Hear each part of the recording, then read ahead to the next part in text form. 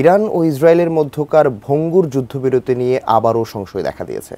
বিশেষ করে যুদ্ধবিরতি ভেঙে উভয় দেশ একে অপরের ওপর হামলার কারণে উভয় দেশের প্রতি অসন্তোষ প্রকাশ করেছেন মার্কিন প্রেসিডেন্ট ট্রাম্প। ইরানে হামলা না চালানোর জন্য নেতানিয়াহুকে ফোন দেন তিনি। এদিকে ইরানের হামলাকে সম্পর্কে দাগ বলে নিন্দা জানিয়েছে কাতার। আরও জানাচ্ছেন নিশীথ সূর্য।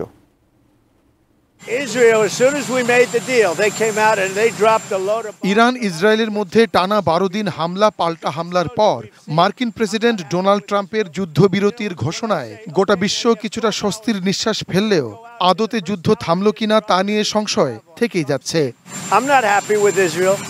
এমনকি ট্রাম্প নিজেই যুদ্ধবিরতি লঙ্ঘন করে হামলা চালানোয় ইরান ইসরায়েলের প্রতি অসন্তোষ প্রকাশ করেন। যদিও নেতানিয়াহুর উপর বেশি করে ক্ষোভ প্রকাশ করে বলেন ইসরায়েলের উচিত তাদের বিমানগুলোকে ঘাঁটিতে ফিরিয়ে আনা। তার অসন্তুষ্টির কথা জানাতে সরাসরি ইসরায়েলি প্রধানমন্ত্রী বেনিয়ামিন নেতানিয়াহুকে টেলিফোন করেন। বলেন ইসরায়েল যেন কোনোভাবেই আর ইরানে বোমা না ফেলে। ইসরায়েল এই মুহূর্তে ইরানে হামলা চালালে তা বুমেরাং হয়ে ফিরে আসবে বলে নেতানিয়াহুকে সতর্ক করতেও ভোলেননি ট্রাম্প। যুদ্ধবিরতির মধ্যে ইরানে ইসরায়েলের হামলাকে বিশ্বাসঘাতকতার সমান বলেও উল্লেখ করেন তিনি। ন্যাটো সম্মেলনে যোগ দিতে ইউরোপের উদ্দেশ্যে রওনা দেওয়ার আগে সাংবাদিকদের এসব কথা বলেন ট্রাম্প। জীবনের সব আয়োজন এখানে একসাথে। যদিও ইরানের বিরুদ্ধে যুদ্ধবিরতি লঙ্ঘনের অভিযোগ এনে তেহরানের উপর তীব্র হামলার নির্দেশ দিয়েছিলেন ইসরায়েলের প্রতিরক্ষামন্ত্রী ইসরায়েল কাজ।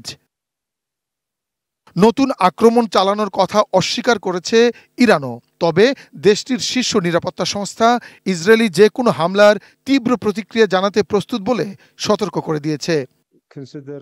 মঙ্গলবার লেবাননের প্রধানমন্ত্রী নওয়াফ সালামের সঙ্গে এক যৌথ সংবাদ সম্মেলনে দোহায় ইরানের হামলার নিন্দা জানিয়ে কাতারের প্রধানমন্ত্রী মোহাম্মদ বিন আব্দুল রহমান আল থানি বলেন ইরানের হামলা প্রতিহত করে কাতার তাদের ক্ষমতার প্রমাণ দিয়েছে।